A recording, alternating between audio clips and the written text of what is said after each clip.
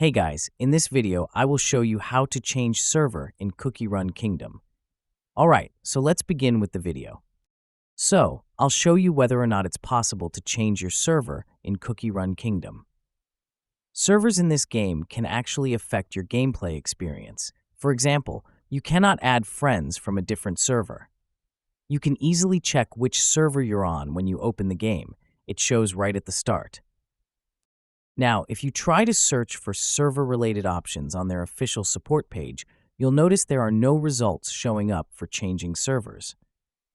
That's because it's not something the game allows.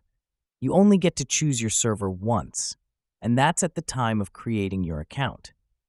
As you can see, during account creation, the game asks you to select your desired server before clicking play.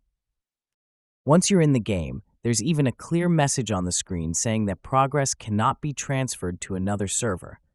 This means your account is locked to that server permanently. So, if you really want to switch to another server, the only way is to create a completely new account and start over.